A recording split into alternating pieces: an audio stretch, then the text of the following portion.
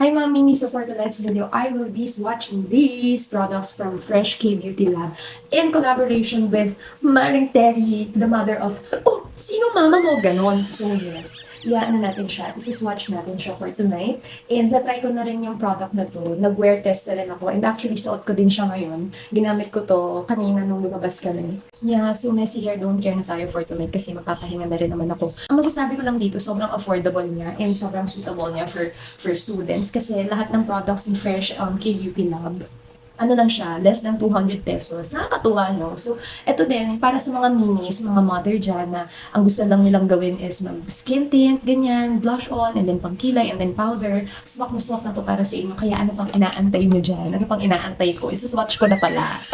Ganon. Let's start with their skin tint. Itong mattifying skin tint nila. Actually, right now, I'm using their vanilla cream.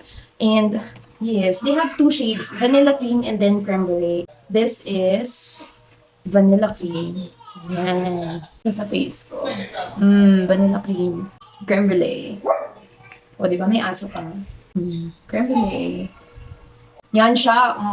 Di ba? Ang ganda ng packaging niya. And in fairness, guys, hindi siya malagkit sa face. And this retails for about 199 pesos. And kapag ka-sale sila, lalo na ngayon, magpi-payday sale, 179 pesos na lang to. Kaya, i-grab nyo na din yung opportunity. Grab the opportunity, my goodness. So, yes. Anyway, let's go naman to their products. O, di ba? They have two shades as well. Creme brulee. So, kung may lalagay, lagay natin dito. Ayan. O, di ba? Bongga.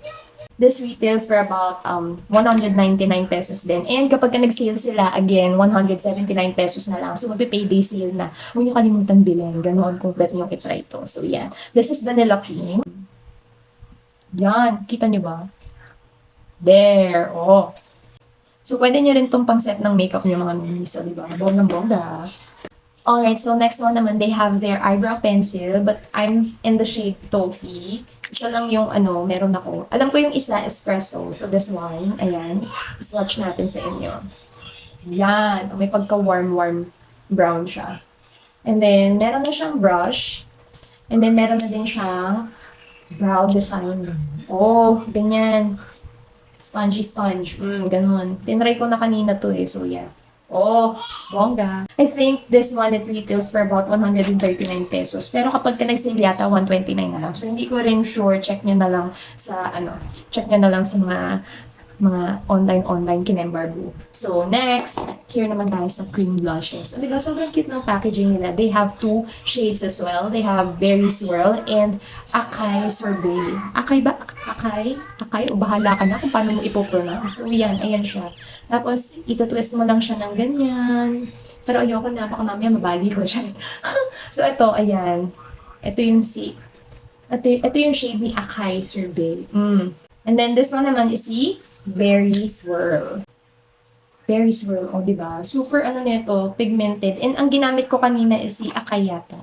Acai Sorbet. Ano ba? Paano ba siya sasabihin? Ito na siya. Yan. So, I think this one naman, this is 139 pesos. Another one, this is their powder blush. Two shades din as well. Sobrang cute. Ito yung isa. Tuloy natin yung product. Tuloy natin siya. And sobrang pigmented nga niya, sinabi ko sa inyo, kaya kapag maglalagay kayo ng ganyan, yung iba-brush nyo siya itap nyo muna yung brush, ganyan, bago nyo i-ganon-ganon sa cheeks nyo, kasi nga baka mamaya magulat kayo, sobrang pakak nung cheeks nyo, di ba? Putok na putok, ganon. So, next one naman is their mattifying lipsticks. I have here their apple, ano ba to? Apple ba to? Akala ko apple candy. Apply candy. And then, this one naman is si Red Velvet. Oh, ayan. So, this one, ito yung gamit ko ngayon. Si Candy. Oh, Candy na lang. My God. Ito siya. Red Velvet. Like it. Parang gusto kong gamitin. Parang, oh my goodness. Nahilig ako sa mga dark lippy. Kabog, ganun. So, yeah. I guess this one naman, this one retails for about 139 pesos din yata or 129. Hindi ko na sure, i-check nyo na lang. So last one, they have their two facial setting mist. Ayan, they have aloe vera dewy setting mist and then this one naman is yung collagen mattifying. Pero alam niyo yun, for me, feeling ko facial mist lang talaga siya. Hindi siya yung makakapagpatagal ng makeup kasi wala dito yung walang alcohol kinembarbu eklabu. Kasi kapag ganun, di ba, yun yung magpapatagal ng makeup mo. Ang gamit ko kanina is itong si Dewy, kaya ganyan pa rin yung kulay nyo. Ganyan pa rin yung kulay, ganyan pa rin yung mukha ko. Yan. Ginamit-gamit ko siya kanina. So, 4 hours ko na suot yung makeup. And yes, hindi siya ganun kalagkit sa face. Yung kay Fresh tinted sunscreen yan. Meron din akong ganun yung parang medium yata. Medyo malagkit siya sa face. Pero ito, yung mattifying skin tint nila, hindi siya ganun kalagkit. Hindi siya naglagkit talaga sa mukha ko, kaya sobrang okay na okay to sa akin. I think ito yung gagamitin ko pang everyday, ganyan, kung lalabas-labas lang ako. Ayan, ito na yung gagamitin ko. Before, ang parati kong ginagamit is si Everbelena and si Maybelline na skin tint Pero, dahil meron ng ganito, gagamitin kita. Woo, I like you, Fresh. I like you na, ganon. Hi! But anyway, yeah. So, since malapit na nga ang payday sale, alam nyo na, magsisale ulit si Fresh, K-Beauty Lab. Minsan meron sila nung bundle. If I were you, you try to get that. Kasi meron din silang mga discounts. And yes, kung i-compute nyo tong lahat ng to, nasa mga 2,000 plus siya. Kasi sa original price nga niya, di ba? 199. Pero kung makukuha mo siya ng sale, why not, di ba? Nakasave ka na. So yes, mga minis, yun lang, o di ba?